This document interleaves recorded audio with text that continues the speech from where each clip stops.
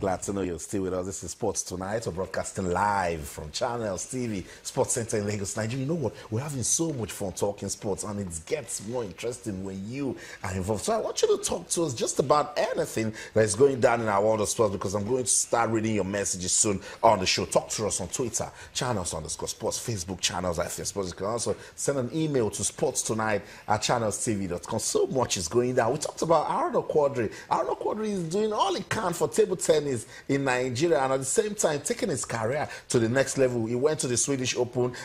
He did his bit, defeated world number 12, defeated world number 7. But when he met world number 2, fans and dog, it wasn't easy, and then he lost out and crashed out in the quarterfinals. We also told you of what's happening with badminton in Nigeria. So badminton, it's never time we'll talk about badminton, because I mean everything rises and falls on leadership. There's a new leadership in place, and they want you and I to start talking about badminton, and so they're organizing competitions. We're getting to know about the players. Dorcas Adeshokon, she's playing fantastic badminton. She's the highest ranked female badminton player in Nigeria. Know your badminton players. There's also Clement Krobakpo. He's doing so well. He's ranked number 2 in Africa. He won in Katsina, but when he came to Lagos, Anu said, no, you cannot beat me in Katsina and beat me at home in Lagos. So Anu went on to win in Lagos. He played against another Lagos guy called Godwin Olufua. So we're getting to know our badminton players. It means somebody is working. We also told you that the Nigeria Basketball Federation, they have commended First Bank. You know why?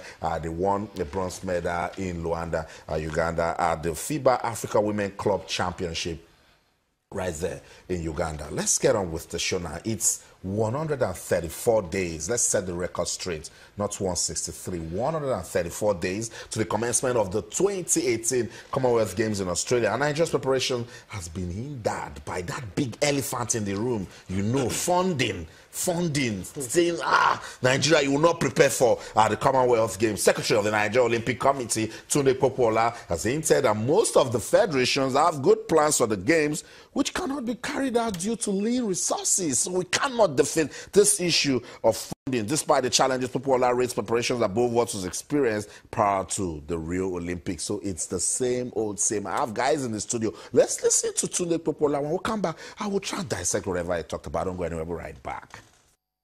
Now the plans are, let me say we have it on paper. That's the truth. But again, we've got to be practical about these issues. The federations are doing what I call their best, with the little funding that's available to them. Most of them are going for championship, for competitions, and they're winning. Example is, of course, the very obvious one, the basketball. They're on, really. We have the table tennis, going on. What we're saying is it's not so much loud. We're not making it exactly loud. And reason being that we do not have, as we speak, all the funding that's required. When it comes to planning, I think it's better this year than ever. I can tell you that already we have the training camp in Australia. Okay, so it's trying to, tell us, look, hope not yet lost. It can be better, but Toby, the issue is that funding is still a problem. We went to the Rio Olympics. We had problems with preparations. Athletes complained. We didn't win anything except football that got a bronze medal. That was Rio 2016. Yep.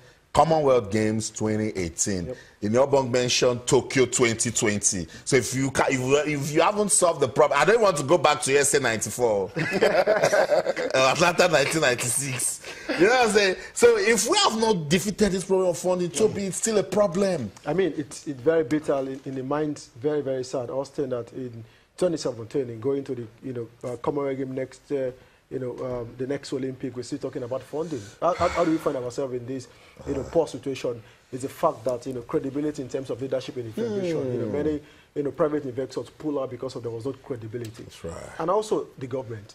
Austin, you have to, look inward that, government are still, key, part of, sponsorship in terms of sport in Africa or Nigeria, so to speak. So, I mean, government also from the sport ministry should also look how they can invest into sport. If it is not cash, where are the facility for the athlete to train? We're talking about funding. If you have funding, you could create facility, to prepare. It is also part of the funding. I mean, government is up, putting facility in place for athletes to train. There's no funding to go abroad for matches, for tours and for campings. I mean, it's very, very big. It's very, very, big situation at this moment. And like I said, if we can sort the credibility situation with the federation, leadership, then sponsor will have this, mindset to come in and invest. I mean, if individual like Aaron or Quadri could get sponsored, that's right. A whole federation should be able to convince, sponsor to come in and put money into their programs, right. campaign, facilities, and the rest. I mean, it's very sad that we're going to the next Commonwealth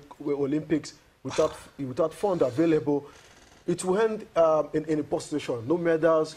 Athletes try to struggle on their own to get things done. I mean, it's very, very bitter, Austin. I know. In your book, it sends us into deep reflections, And Toby has mentioned credibility, accountability. And before you tell me no policy, I'm looking at ways that other streams of support can come. And I agree. These things are from states. Yeah, Local governments can also come. And let's see ways that by the time we put these little ones, when it gets to the top for federal government, when they are theirs, we are ready. I agree with you, Austin, and I'm going to follow your line of thoughts because I personally think that marketability is lacking in our federation because you can criticize the government all they want. They can do their bit, but the federations have got to be creative in their marketing strategies. They've got to be able to go out there and say, come, and it all boils down to what Toby said, because if you're not credible enough, nobody's going to put money into your federation. Nobody's going to want to do any bit of business with you. And I think that the federations have got to find a way,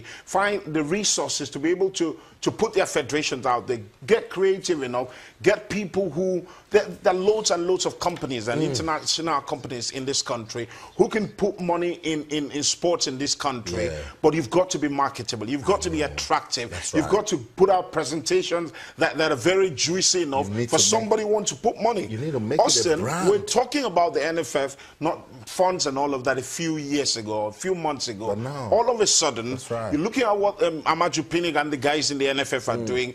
Everybody's jostling.